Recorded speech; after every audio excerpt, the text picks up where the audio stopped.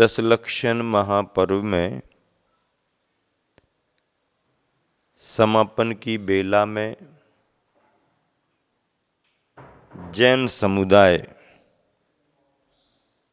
पूरी दुनिया में केवल यही एक समुदाय है जो 10 लक्षणों में 10 धर्म की आराधना करके अनंतर पूर्णिमा को पारणा महोत्सव आदि करते हुए क्षमा वाणी पर्व मनाता है। देखिए बंधुओं, क्षमा वाणी इसलिए पर्व बन गई कि उसमें क्षमा का भाव है। धरती का एक नाम संस्कृत में क्षमा भी है। धरती सब कुछ सहन करती है पर मुख से कुछ बोलती नहीं। सहन करना, इसीलिए धरती को क्षमा कहा गया। सहिष्णुता, सहनशीलता कमजोरी नहीं है, बल्कि अंदर के धैर्य की परिचायक है। प्रतिकूलताएं आने पर भी, ढेर सारी बाधाएं उपस्थित होने पर भी व्यक्ति अपने मन से सुदृढ़ शांति का परिचय देते हुए कैसे सहन कर रहा है। बिना विरोध किए, बिना प्रतिकार किए, बिना विवाद विसंवाद किए, और ऐसा व्यक्ति सफाई भी नहीं देता है। मैंने ऐसा नहीं किया, आप ऐसा क्यों बोल रहे हो, ये हमारे ऊपर झूठी बात, झूठा आरोप लगा रहे हो, इसकी भी उसको जरूरत नहीं पड़ती। क्योंकि चोर का चेहरा और सत्यवादी का चेहरा अपने आप अलग अलग दिखाई दे जाता है। ऐसे सैकड़ों महापुरुष, हजारों महापुरुष हुए हैं जिन्होंने अपने जीवन काल में ढेर सारी प्रतिकूलताएं झेली, सहन की, शांत रहे, जीवन भर संघर्ष किया, पर उन्होंने कभी कुछ प्रतिकार नहीं किया। वह आज पूज्य हैं। संसार ने उन्हें अब पहचान लिया कि सत्यता उनके साथ थी। जैन परंपरा में जो क्षमा का पर्व है, इसका अर्थ क्या, भाव क्या है? इसका भाव यह है कि साल भर में जाने अनजाने हमारे द्वारा किसी के प्रति कुछ अहित हो गया हो, कुछ अपशब्द निकल गए हों, कुछ मनोमालिन्य हो गया हो, बैर बुराई का कोई कारण बन गया हो, तो उन सभी बंधुओं से हृदय से क्षमा मांगना। किससे क्षमा मांगना? हृदय से।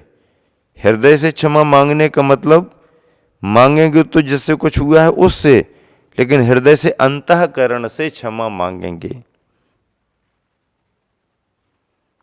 और यदि किसी ने अपने प्रति कुछ किया है, अपने मन में कसाय आई है, अपने मन को क्लेश आया है, अपने मन को बुरा लगा है, तो फिर हम, यदि वो मांग रहा है कि भैया मेरे द्वारा ऐसा हुआ, आप क्षमा करें, तो हम उदारता का परिचय देकर के उसे क्षमा भी करें। क्योंकि बैर बुराई, विरोध, कसाय भाव किसी भी तरफ से क्यों ना हो, सभी के लिए हानिकारक है। उसका संस्कार जल्दी से जल्दी खत्म करना चाहिए, तोड़ना चाहिए। कसायों के संस्कार लंबे समय तक ठीक नहीं। अब देखिए, दैनिक दुनिया में जीवन व्यवहार में ये तो सबसे होता रहता है। और होते हुए भी व्यक्ति समझते हैं कि भाई ये जो विवाद हो जाते हैं इनको ख़त्म करना, जल्दी समाप्त करना, आगे नहीं बढ़ाना। और सभी समुदायों में भी लोग लड़ाई झगड़े होने के बाद उसका निपटारा भी करते हैं, समझौता भी करते हैं।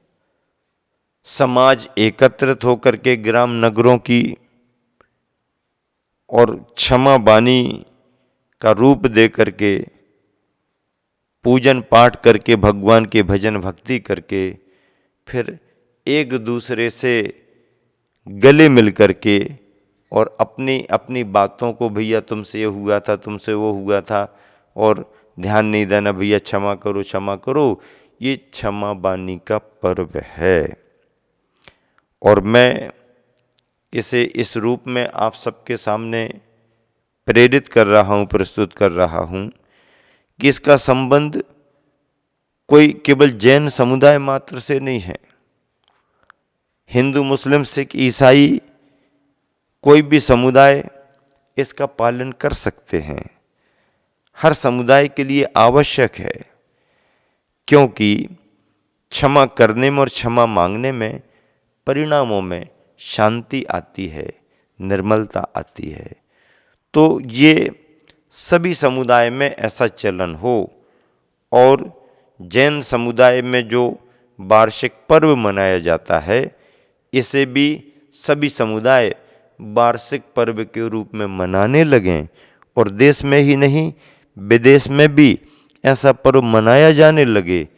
और फिर इसे जैसे अंतर्राष्ट्रीय स्तर पर ये मान्यता बन जाती है कि भाई ये किसी व्यक्ति विशेष का नहीं या कोई धर्म विशेष का नहीं, ये मानवीयता का है, ये सभी के लिए हितकारी है, सभी के लिए आवश्यक है। ऐसे कुछ विचार बिंदुओं को सुनिश्चित करके जो दिन सुनिश्चित किए जाते हैं, तो क्षमा बानी के इस दिन को विश्व क्षमा दिवस के रूप में भी घोषित किया जाना चाहिए। क्या? विश्व क्षमा दिवस। विश्व क्षमा दिवस मतलब अंतर्राष्ट्रीय स्तर पर सारे देश दुनियाओं में साल भर में एक दिन ऐसा सुनिश्चित होना चाहिए जो विश्व क्षमा दिवस के रूप में, विश्व में क्षमा दिवस के रूप में। और यह 10 लक्षण पर्वराज पर्यूषण के बाद जो जैनी लोग पर्यूषण पर्व के बाद क्षमावानी पर्व मनाते हैं, इन्हीं तिथियों में इंटरनेशनल अंतर्राष्ट्रीय स्तर पर क्षमावानी पर्व विश्व क्षमा दिवस के रूप में मनाया जाना चाहिए। क्यों? क्योंकि ऐसा क्षमा मांगने का भाव और क्षमा करने का भाव अंतर्राष्ट्रीय स्तर पर देश दुनिया में प्रेम को बढ़ाने में कारण बनेगा, कसाय भाव को घटाने में कारण बनेगा। साल में एक बार तो याद आएगी कि हमें एक दूसरे से क्षमा मांगना चाहिए, एक दूसरे के प्रति अपना सहयोग रखना चाहिए, ये होना चाहिए। पर इस पर्व में भी वास्तविकता के साथ साथ कुछ औपचारिकता भी दिखाई देती है। औपचारिकता ये है कि दुनिया तो छोड़ो, जैन बंधु जो साल में एक बार पर्व के रूप में मनाते हैं, कई जैन बंधु तो उसके भाव ही नहीं समझते हैं। वो तो पारंपरिक, उन्होंने कहा पर्यूषण हो गए, क्षमावानी आ गई, चलो क्षमा मांगो, क्षमा करो, क्षमा मांगो। उनको एक तरह से वो औपचारिकता हो गई कि ऐसा करते हैं, सब लोग करते आ रहे, अपन भी करो। और फिर खासियत तो ये है कि वाकई में जिनसे कुछ हुआ है सो उनकी तरफ देखते ही नहीं हैं, बोलेंगे ही नहीं, देखेंगे नहीं। और उन्हीं के सामने जो परिचित हैं, जिनके साथ उठना बैठना है, तो अरे भैया क्षमा करो क्षमा करो क्षमा करो। तो जिनसे कुछ नहीं हुआ है, यारी दोस्ती है, उनसे बार बार गले मिल रहे क्षमा, मतलब मित्रों से क्षमा मांगते हैं। और जिनसे कुछ लड़ाई झगड़ा हो गया उनकी तरफ देखते नहीं है, तो तुम्हारी क्षमा वाणी अधूरी है। क्षमा वाणी का महत्व ही नहीं समझा तुमने। और क्षमा वाणी इस रूप में भी तुम्हारी मनने लगी कि आपके पास में नाम और एड्रेस निश्चित हैं कि इतने ही बंधुओं को क्षमा वाणी कार्ड भिजाने हैं। मैटर बना बनाया है, सेठ जी ने मैं ना मैटर पढ़ा और ना कार्ड बनाया, ना मैसेज तैयार किया, और बस उनके नाम से उनके कर्मचारियों ने आगे बढ़ा दिया लिस्ट के अनुसार, और सेठ जी की क्षमा वाणी हो गई। नहीं, ऐसी क्षमा वाणी नहीं होती है। क्षमा वाणी के लिए अपने भाव जुड़ने चाहिए। पहले ये लिस्ट बनानी चाहिए कि इस वर्ष हमारा कितने लोगों से विवाद हुआ है, कहा सुनी कितने से हुई है, वचनों का विसंवाद कितनों से हुआ है, कहाँ कहाँ पर उलझन आई है, किस किस को हमने अपशब्द कह दिए हैं। वो लिस्ट पहले बनाओ और उनको मिलने पर साक्षात उनसे क्षमा मांगो, अथवा पत्र व्यवहार में या अपने मोबाइल मैसेज में। सबसे पहले उन बंधुओं को आप अपना क्षमा याचना का मैसेज दो जिनसे तुम्हारे द्वारा कुछ हुआ है, और फिर समस्त समाज को, समस्त बंधुओं को। अब जिनसे कुछ हुआ है उनकी तरफ तो ध्यान नहीं देना, और अपने रोज के उठने बैठने वाले इष्ट मित्रों के साथ क्षमा वाणी मनाओ। तो ये तो केवल एक मनोरंजन या केवल फॉर्मेलिटीज या केवल एक पारंपरिक कार्य हो गया। उसकी भाव भासना तो कुछ तुम्हारे लिए हुई नहीं। बल्कि मैं तो ये भी कहता हूँ कि ऐसी क्षमा वाणी करते हुए मनुष्यों के प्रति तो क्षमा का भाव होना चाहिए, पशुओं के प्रति भी क्षमा याचना का भाव आना चाहिए। अपने द्वारा किसी पशु को या पक्षी को कोई बाधा पहुंची हो, कभी मैंने उसका कोई प्रतिकार किया हो, वो शरण के भाव से आया हो और हमने उसको दुत्कार दिया, भगा दिया हो, उसको त्रास पीड़ा दी हो, तो ऐसे मूक और निरीह असहाय पशुओं से भी क्षमा मांगना चाहिए। पेड़ पौधों के प्रति, पर्यावरण के, पृथ्वी के प्रति, पृथ्वी धरती के प्रति, वनस्पति पेड़ पौधों के प्रति, जल के प्रति, हवा ऑक्सीजन के प्रति, अग्नि के प्रति यदि तुमने कहीं पर अतिरेक किया हो, उन्हें बाधित किया हो, बाधित करने का भाव किया हो, तो ऐसे इन जीवों से भी क्षमा मांगनी चाहिए। पर्यावरण की रक्षा के लिए, पर्यावरण के प्रति यदि तुम्हारा कोई दुर्व्यवहार हुआ है तो पेड़ पौधे वनस्पतियों से भी क्षमा मांगनी चाहिए। भगवान से क्षमा तो दुनिया मांगती है, गुरु से क्षमा तो दुनिया मांगती है, और क्षमा मांग मांग कर बहुत प्रसन्न होते हैं और गुरुओं की कृपा पाने का भाव करते हैं।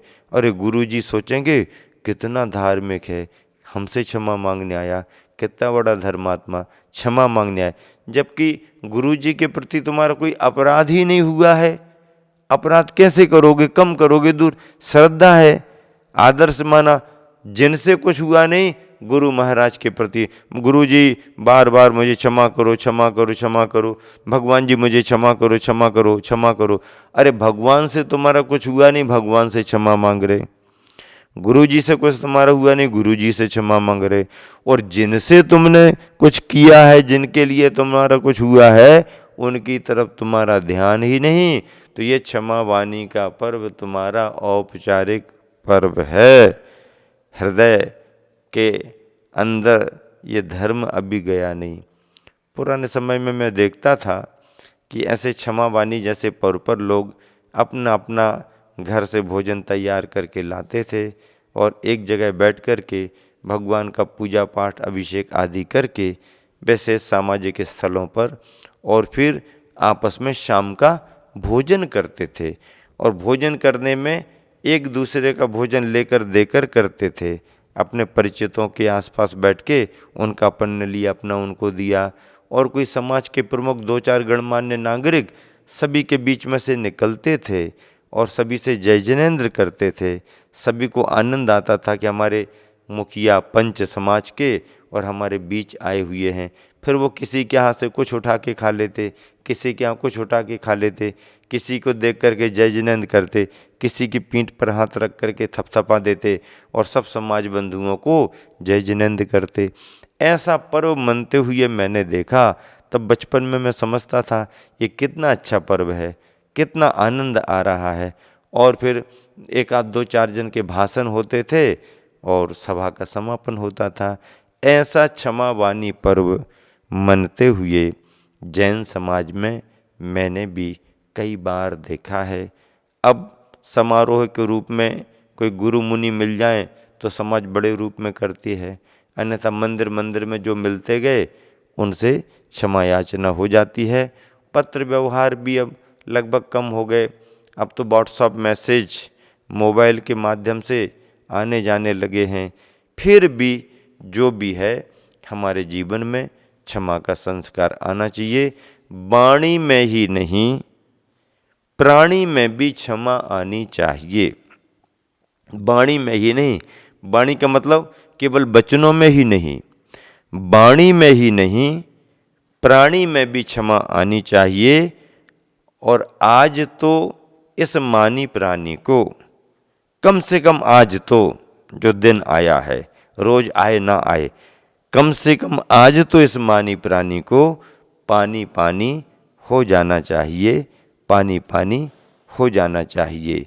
यही हमारा तुम्हारा धर्म है, जो ये बतलाता है कि 10 धर्म की आराधना करने के बाद पर्वराज पर्यूषण में आप जो अंतिम दिन क्षमा वाणी पर्व मनाते हो, चतुर्दशी के बाद पूर्णिमा को कोई मनाते हैं, कोई एकम को मनाते हैं, जो भी जहाँ जैसी परिपाटी है उसमें ऐसा जो क्षमा वाणी का पर्व है वह भावनात्मक है और उसका सिद्धांत सौहार्द और सद्भावना का है। इस क्षमा वाणी के पर्व को ज़्यादा से ज़्यादा प्रचारित करें ताकि यह देश का पर्व बने, संपूर्ण दुनिया का विश्व का पर्व बने। क्षमा, विश्व क्षमा दिवस सारी दुनिया में घोषित हो, ऐसी भावना होनी चाहिए। और उस भावना के अनुसार क्षमा धर्म से शुरुआत हुई है और क्षमा वाणी पर अपना धर्म परिपूर्णता को प्राप्त करता है। इसी शुभ भावना से विराम देता हूँ। महावीर भगवान।